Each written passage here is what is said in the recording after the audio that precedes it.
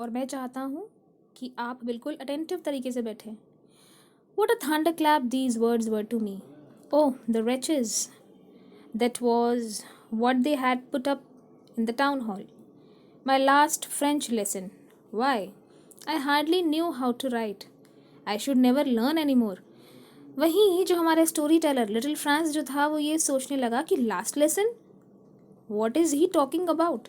मैंने तो अभी तक सीखना भी शुरू नहीं किया। I must stop there then. Oh how sorry I was not learning my lesson. अब मुझे अफसोस हो रहा है कि मैंने कुछ भी नहीं सीखा। मुझे फ्रेंच लैंग्वेज का एक वर्ड भी लिखना नहीं आता। फॉर सीकिंग बर्ड्स एग्स और going sliding on the Saar my books that had seemed such a nuisance a while ago, कि वो जो सारी बुक्स मेरे पास थी वो मुझको नॉनसेंस बुक्स लगती थी अब तक। सो हैवी टू कैरी, इतनी भारी भरकम। My grammar and my history of saints were old friends now that I couldn't give up. And M Hamel too, the idea that he was going away, that I should never see him again. और अब एक अचानक सा sudden idea, एक thought उसके दिमाग में सब जो लास्ट में आया वो यही था कि एम हेमिल जो रोज़ उसको दिखा करते थे अब वो उनको कभी नहीं देख पाएगा। Made me forget about all his, that how cranky he was. Poor man, it was in honor of this last lesson that he had put on his fine Sunday clothes, and now I understood. While the old man of village were sitting, और अब मुझे समझ में आ रहा है कि ये गांव के लोग, टाउन के जितने भी बड़े छोटे लोग हैं, ये क्यों आके बैठे हैं आज, और ये टीचर ने हमारे आज इतने अच्छे कपड़े क्यों पहन रखे हैं। There is the back of the room, it was because they were sorry, वो बुरा फील कर रहे थे too, that they had not gone to school more. It was their way of thanking a master for his 40 years of faithful service. और ये उनका एक तरीका है, जितने भी लोग यहाँ पे आए हैं एम हेमल से मिलने के लिए, उनका लास्ट लेसन अटेंड करने के लिए, ये उनका एक the way of showing gratitude है। वो अपना एक ग्रैटिट्यूड शो कर रहे हैं कि एक उनके इस टीचर ने 40 years दिए हैं फेथफुली अपनी सर्विसेज के इस स्कूल को, and of showing their respect for the country that was theirs no more. और एक रिस्पेक्ट हमेशा वो अपनी कंट्री को देते आ रहे हैं जो कि अब उनकी नहीं रही।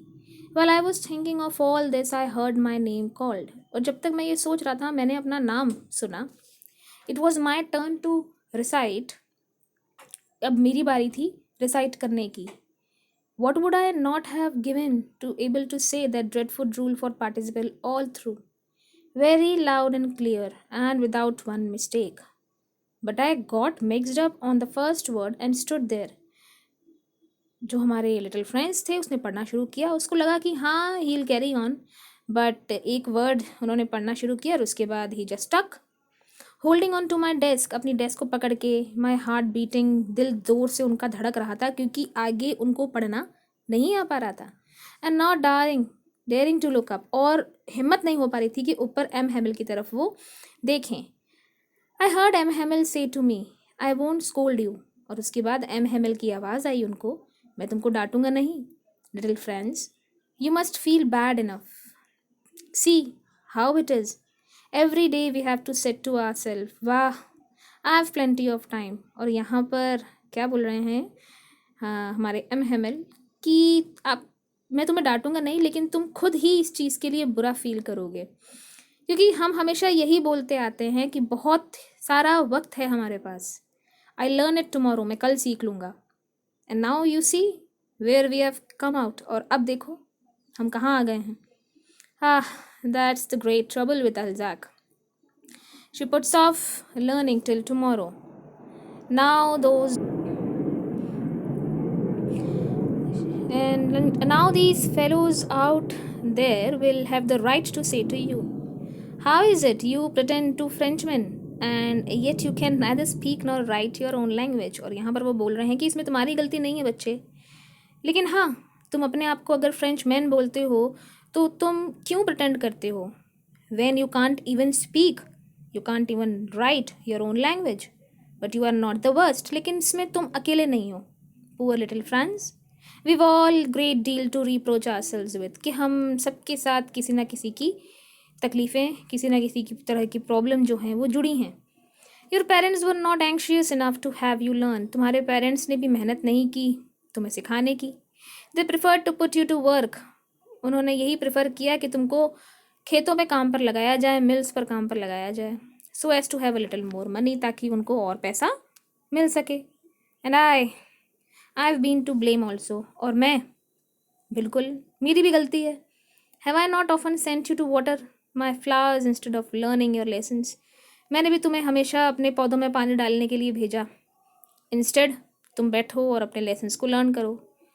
And when I wanted to go fishing did I not just give you a holiday, और जब मुझे फिशिंग पर जाना होता था तब मैं तुम लोगों को छुट्टी दे दिया करता था।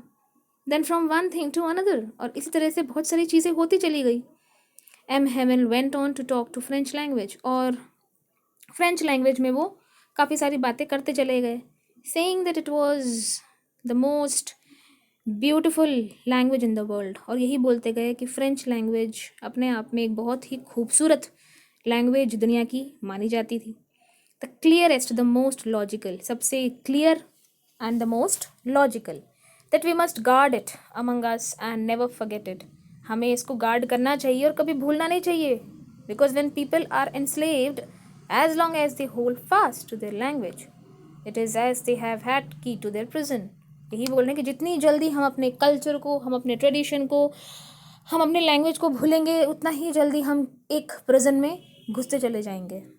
Then he opened grammar and read us our lesson, उन्होंने ग्रामर खोला और लेसन पढ़ने लगे।